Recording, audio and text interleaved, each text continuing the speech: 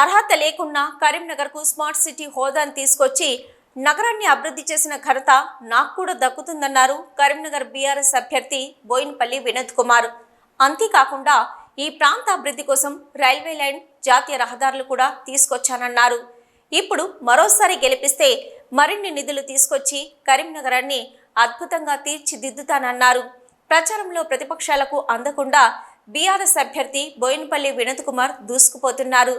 మండు టెండలను సైతం లెక్క చేయకుండా ఉదయం నియోజకవర్గంలో, మధ్యాహ్నం ఒక నియోజకవర్గంలో, సాయంత్రం ఒక నియోజకవర్గంలో పర్యటిస్తూ ప్రచారాన్ని హోరెత్తిస్తున్నారు.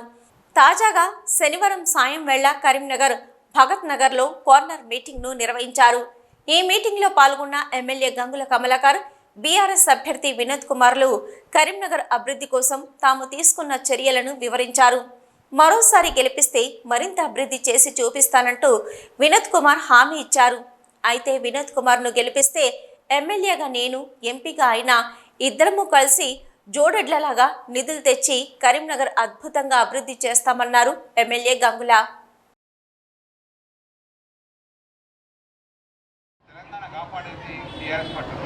అందుకే నేను ఎమ్మెల్యేగా ఉన్నా బీఆర్ఎస్ పార్టీ, మేయర్ గారు ఉన్నారు బీఆర్ఎస్ పార్టీ, డిప్యూటీ మేయర్ గారు ఉన్నారు బీఆర్ఎస్ పార్టీ, ఎంపీ గారు ఉన్నారు బీఆర్ఎస్ పార్టీ ఉంటే అప్పుడు తాగుతుందా అలా వేరే పార్టీ వస్తే అప్పుడు కళ్ళ కట్టబెడతారు. కాబట్టి దయచేసి మా ఆడబిడ్డలారా, మా అన్నదమ్ములారా ఒకసారి ఆలోచించారు. ఓటు 5 సంవత్సరాల కోసం ఇస్తాం. ఒక ఓటు ఎంత విలువగలదో 5 సంవత్సరాల కోసం మనం తీసుకోలేదు. కాబట్టి మీ విలువైన ఓటు వినోద్ కుమార్ గారికి కొట్టేది, గారికి కొట్టేది, మన తెలంగాణ మనం కాపాడుకుంటాం. లేకపోతే 10 సంవత్సరాల కోసం ఉన్న ఉమ్మడి రాజధాని మళ్ళా ఉమ్మడి రాజధాని చేసే ప్రయత్నం చేస్తాం. మన తెలంగాణలో హైదరాబాద్ పోయి మన ఉమ్మడి రాజధాని చేసే ప్రయత్నం ఇప్పుడు చేస్తుంది.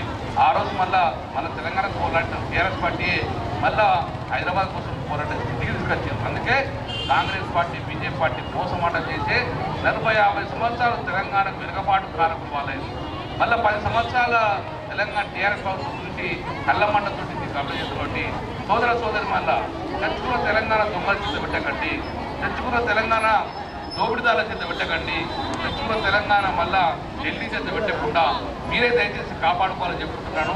మా ఆడబిడ్డలారా, మా అన్నదమ్ములారా ఆలోచించుకోండి. భగత్ సింగ్ గారి విగ్రహం ముందు నేను అడుగుతున్నాను బండి సంజయ్ గారిని, మీరు మోడీ గారు 10 సంవత్సరాలు ప్రధానమంత్రి, నేను 5 సంవత్సరాలు ఎంపీగా పనిచేశాను 2014 నుండి 19 వరకు.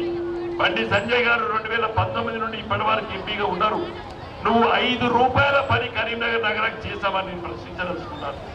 5 రూపాయల పని చేసావా అని అడుగుతున్నాను. 5 సంవత్సరాలు ఎంపీగా ఉండవు.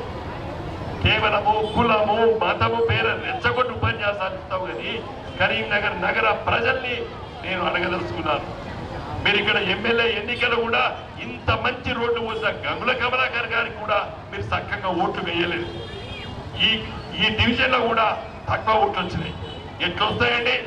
మేము రోడ్లు చేసాము, ఇంత పరిశుభ్రతగా రోడ్లు చేసాము, ఇన్ని కార్యక్రమాలు చేసాము, నీళ్లు రోజు ఇచ్చినాము, కరెంట్ ఇచ్చినాము, పౌరుల కోసం సౌకర్యాలు ఇచ్చినాము. నిజంగా చెప్పదలుచుకున్నాను నేను, నాకు హక్కు ఉన్నది మీ దగ్గర ఓటు అడిగే హక్కు ఉన్నది, నాకు హక్కు ఉన్నది మిమ్మల్ని అడిగేటువంటి హక్కు ఉన్నదిరా. ఎందుకంటే కరీంనగర్ నగరానికి నేను చేసిన అభివృద్ధి ఎవరు చేసిందో అడగదలుచుకున్నాను. నేను 1000 కోట్లు తీసుకొచ్చి ఇలా కరీంనగర్ నగరానికి నా కష్టం వల్ల నేను తీసుకొచ్చి ఇచ్చిన. నన్ను ఎట్లా ఓడగొడతారండి? పోయిన సంవత్సరం నిజంగా అడగదలుచుకున్నా అండి. 5 ఏళ్ల కింద నాకు ఎట్లా ఓడగొడతారు మీరు? 1000 కోట్లు పట్టుకొచ్చండి. నేను అడుగుతారా? ఎవరైనా రైలు ఎవరైనా ఆలోచన చేసిందా? ఇలాగ లైబ్రరీ కోసం ఎవరైనా ఆలోచించిందా? మీ కడుపులో పుట్ట పిల్లల భవిష్యత్తు బాగుండాలని చెప్పి నేను ఆలోచన